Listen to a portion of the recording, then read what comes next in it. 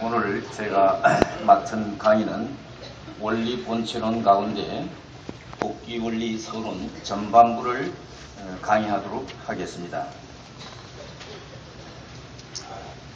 인류 역사는 하나님께서 타락한 인간을 다시 찾아오는 복귀 섭리 역사입니다. 복귀 섭리는 잃어버린 하나님의 창조 목적을 다시 찾아 이루려는 재창조 섭리이기에 원리에서 섭리하게 되므로 복귀 원리라고 합니다.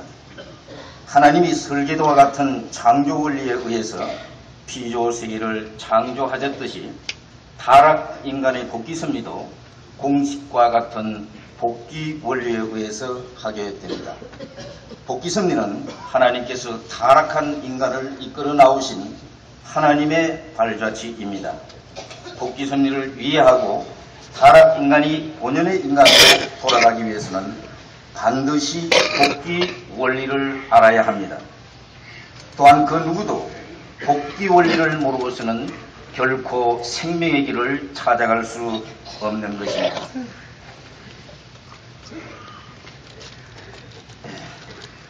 복귀 섭리와 메시아. 무형의 하나님께서는 복귀 섭리를 완성하기 위해서는 실체인 메시아를 보내셔야 하며 타락한 인간은 반드시 메시아를 맞아야만 완성될 수 있습니다. 그리하여 하나님은 끊임없이 메시아를 보내기 위한 섭리를 해오시고 인간은 보내신 메시아를 맞을 준비를 해왔던 것입니다.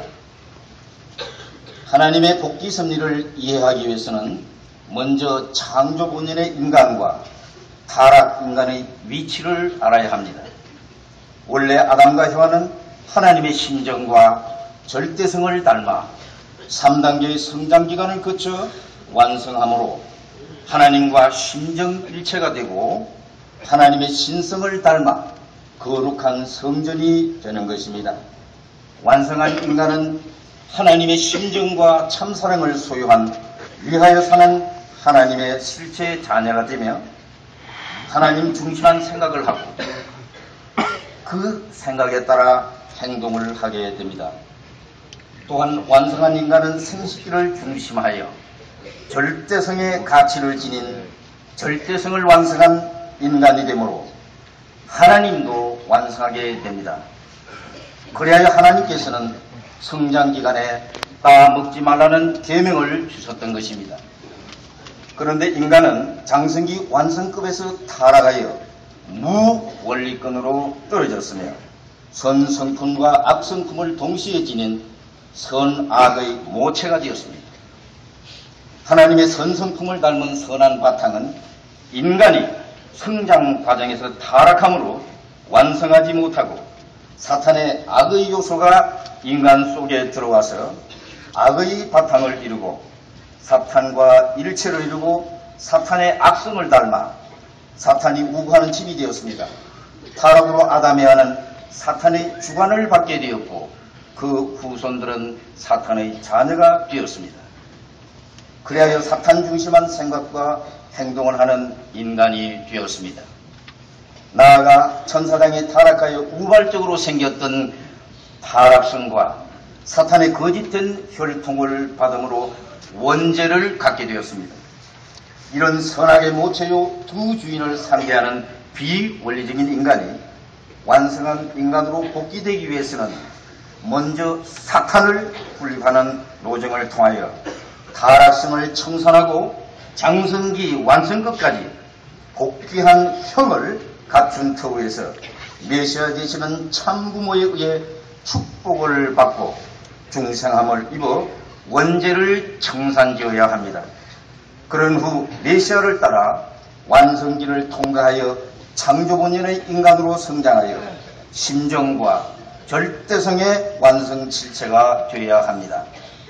소생기와 장성기는 타락성을 덮고 사탄을 분립하는 기간으로 복귀의 길이요 탕감을 치르며 가는 탕감길이며 잃어버린 것을 찾아가는 길입니다. 원죄를 청산짓고 메시아와 더불어 가는 완성기는 원리의 길로 하나님의 심정을 닮아 심정의 실체가 되기 위해서 가는 심정의 길이며 인류가 한 번도 가지 못한 길이기에 메시아와 함께 조심스럽게 밟아가야 할 길입니다. 선악의 모체인 타락인간에 있어서 선의 작용과 악의 작용은 인간 내부에서 똑같이 작용을 하는 것은 아닙니다. 악의 바탕은 완성급에 있었던 타락한 천사장으로부터 받은 악한 성품으로 완결적이고 결정적인 요소로 선성품보다 쉽게 발동되며 인간 내부로부터 쉽게 분출되므로 타락인간은 선보다 쉽게 악으로 물들고 악하게 될 수가 있습니다. 미완성계의 타락으로 인해 선의 바탕은 완성되지도 못한 채 미약한 상태이므로 의식적으로 선하게 되고자 노력하지 않고서는 선의 결과를 갖기가 어렵습니다. 늘 정성을 들이면서 선한 바탕을 키우고 악한 마음을 분출하지 않도록 노력하는 것이 우리의 신앙 생활입니다.